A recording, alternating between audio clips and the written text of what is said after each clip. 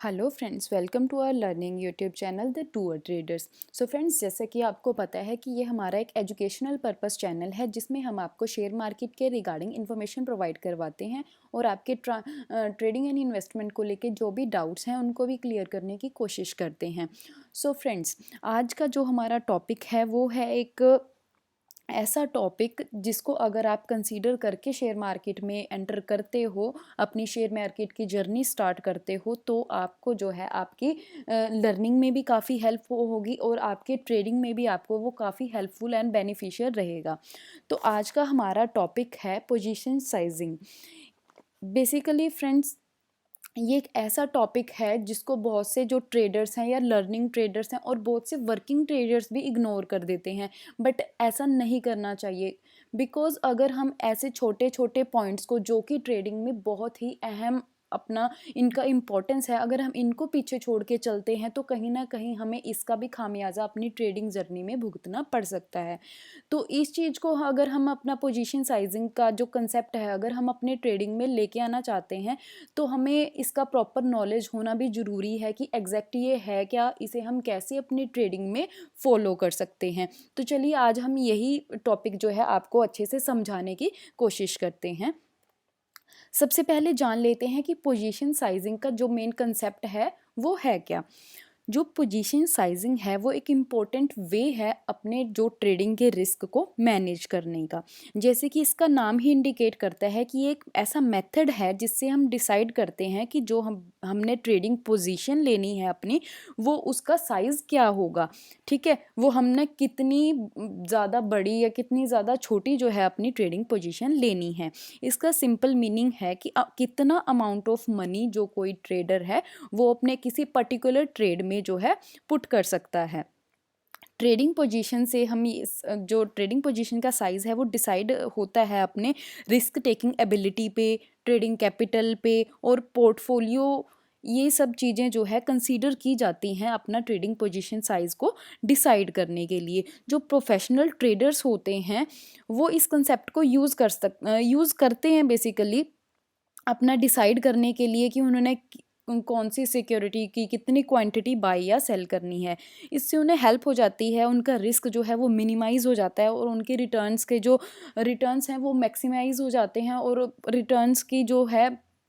Probability होने की उनके फेवर में जाने की ट्रेड्स की जो प्रोबेबिलिटी है वो मैक्सिमाइज़ हो जाती है।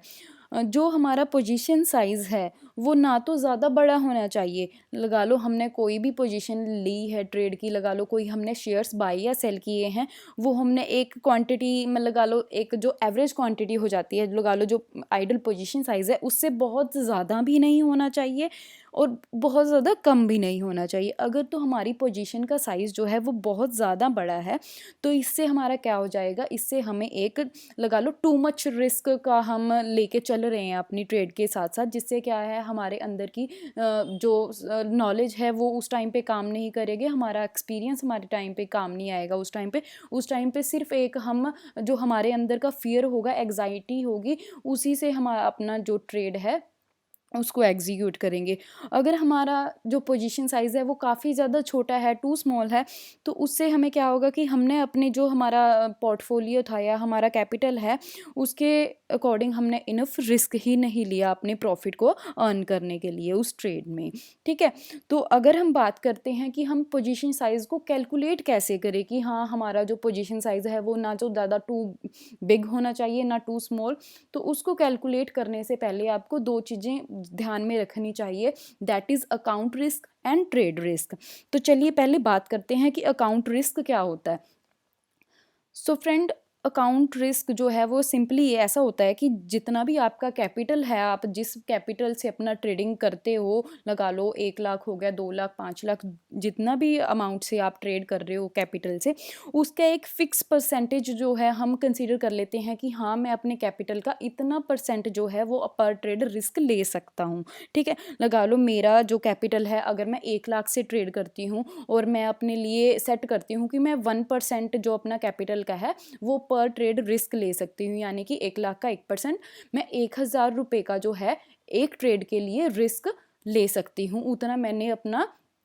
लॉस के लिए पर ट्रेड पे फिक्स कर दिया है, ठीक है। तो जो मेनली हमारे जो प्रोफेशनल ट्रेडर्स हैं या कोई भी अपने जर्नी शुरू कर रहे हैं इसमें, तो किसी का भी जो ये अकाउंट रिस्क है वो 2% या 5% हो सकता है, क्योंकि अगर मैं बहुत श्योर हो जाती हूँ कि हाँ मेरी ट्रेडिंग की जो मैं ट्रेड लेती हूँ वो सेटअप को देख के ले रही हूँ, मैं उस चीज़ को लेके बहुत ज़्यादा श्योर हूँ, तो मैं 5% तक भी अपना अकाउंट रिस्क ले सकती हूँ। बट ये जो हमारा अकाउंट रिस्क है वो मेनली जो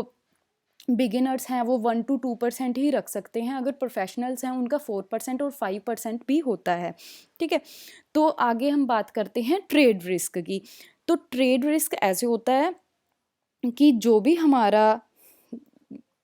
हम ट्रेड ले रहे हैं किसी भी एक स्पेसिफिक प्राइस पे, तो उस प्राइस से कितने पॉइंट्स दूर हम अपना स्टॉप लॉस सेट कर रहे हैं, ठीक है। यानी कि जो हमारा ट्रेड रिस्क है वो एक डिफरेंस है हमारे एंट्री पॉइंट और अपने स्टॉप लॉस ऑर्डर पे, ठीक है। लगा लो हम एग्जांपल लेते हैं कि मैं कोई 100 रुपये का शेयर ले रही हूँ अपने लिए, तो उसका मैं स्टॉप लॉस लगाती हूँ 90 रुपीज़ पे, ठीक है। उस जो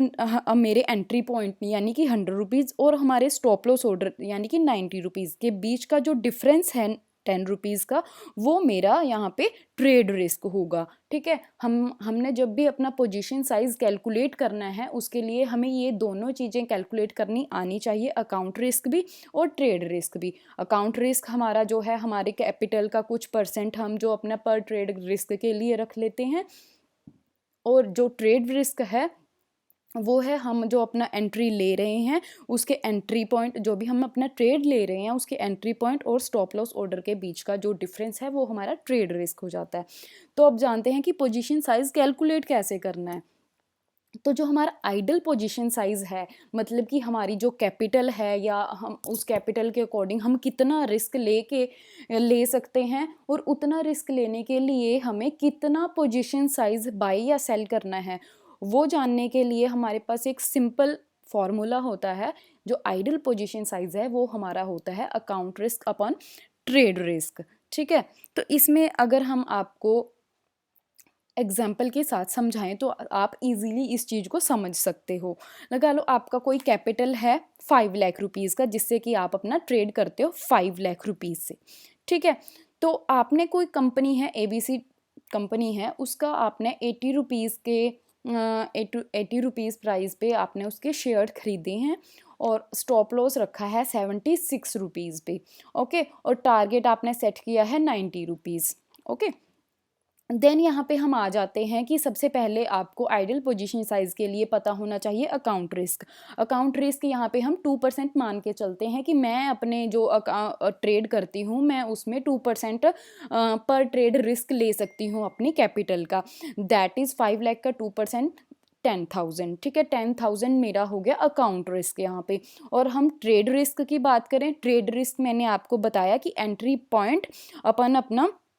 स्टॉप लॉस ऑर्डर के बीच का जो डिफरेंस होगा वो होगा हमारा ट्रेड रिस्क, यानी कि यहाँ पे हमारा एंट्री पॉइंट आ जाता है 80 रुपीज़ और स्टॉप लॉस ऑर्डर हो गया हमारा यहाँ पे 76, यानी 80 और 76 का जो डिफरेंस है यहाँ पे 4 रुपीज़, वो हो जाएगा हमारा ट्रेड रिस्क, ठीक है। तो हमारे पास यहाँ पे अकाउंट रिस्क भी हमें पता लग गया है और यहाँ पे हमें ट्रेड रिस्क भी पता लग गया है। तो जो हमारा आइडल पोजीशन साइज है ये हम ऐसे कैलकुलेट कर सकते हैं अब सिंपली अपना account risk upon trade risk, यानी कि 10,000 डिवाइड बाई 4, 2500 शेयर्स हमारा जो है आइडल पोजीशन साइज है, कि जो हमारी कैपिटल है और जो हमारी रिस्क टेकिंग एबिलिटी है वो हमें अलाउ करती है कि हम 25,000 शेयर्स में यहाँ पे अपनी पोजीशन ले सकते हैं, ठीक है। और अगर लगा लो हम 2500 शेयर्स, तो अपने कैश मार्केट की बात करते हैं, अगर आप डेरिवेटिव्स में ट्रेड करते हो और वहाँ पे जो डेरिवेटिव्स में आप ट्रेड कर रहे हो वहाँ आपको 500 का एक लॉट मिलता है, तो वहाँ पे आपको 500 का अगर एक लॉट है तो 5 लॉट्स में ट्रेड कर सकते हो यहाँ पे, ठीक है। तो जो ये अप्रोच है अगर आप अपनी ट्रेडिंग में फॉलो करते हो तो इससे फ्रेंड्स आपको क्या बेनिफिट होगा कि एक तो आपके जो रिस्क हैं वो मिनिमाइज हो जाएंगे, ठीक है। और आपको पता लग जाएगा कि मेरी जो कैपिटल है उसका मैंने कितना जो है किसी एक ट्रेड में लगाना है, या एक ट्रेड के लिए मैं कितना क्वांटिटी, आइडल जो क्वांटिटी है वो बाय या सेल कर सकता हूँ, ठीक है। तो जो भी कभी भी हम अगर कहें कि हम बिना इस चीज़ को, आइडल पोजीशन को जाने कोई भी ट्रेड ले लेते हैं या बहुत ज़्यादा बड़ी ट्रेड ले लेते हैं, उससे क्या हो जाता है, हम साइकोलॉजिकली जो है उस ट्रेड में फंस जाते हैं। उस टाइम पे हमारा जो माइंड ऑफ प्रेजेंस है वो उतना काम नहीं करता, क्योंकि हम एंग्जाइटी का शिकार हो जाते हैं, ठीक है। उस टाइम पे हमारा जो हमारी कोई भी नॉलेज है वो उस टाइम पे वर्क नहीं करता, सिर्फ हम डर के मारे ही अपने सारे डिसीजंस लेते हैं। उन डिसीजंस में हमारा जो है कोई ऐसा नहीं, कोई उस टाइम पे हमारा एक्सपीरियंस नहीं काम आता, कोई उस टाइम पे हमारी लर्निंग नहीं काम आती, सिर्फ हम डर के कारण अपने जो डिसीजंस है वो लेते रहते हैं। फ्रेंड, ऐसा नहीं करना है। इसीलिए आप अब जो कभी भी ट्रेड लो तो अपने रिस्क टेकिंग एबिलिटी को, अपने कैपिटल पोर्टफोलियो को कंसीडर करके कोई भी आपने पोजीशन लेना है, जिससे कि आपका जो ट्रेडिंग जर्नी है वो काफ़ी स्मूथ हो सके, ठीक है। सो फ्रेंड्स, ऐसे जो छोटे छोटे टॉपिक्स हैं हम इनको कभी भी अपने ट्रेडिंग में जो है मोस्टली इग्नोर कर देते हैं, बट ऐसा नहीं करना चाहिए, क्योंकि ये एक छोटे छोटे ऐसे कंसेप्ट हैं जो हमें जो है एक लॉन्ग रन के लिए बहुत ज़्यादा ज़रूरी हैं। तो अगर आपको भी है ऐसा कि हाँ, कि आपको ये जो ट्रेडिंग के छोटे छोटे ऐसे भी कोई भी कंसेप्ट हैं जो क्लियर होने आपको ज़रूरी हैं, या आपको लगता है कि ये आपके लिए हेल्पफुल हो सकते हैं, तो हमारे चैनल को इस चीज़ के लिए फॉलो ज़रूर करें, द डूअर ट्रेडर्स। और thanks for watching the video friends.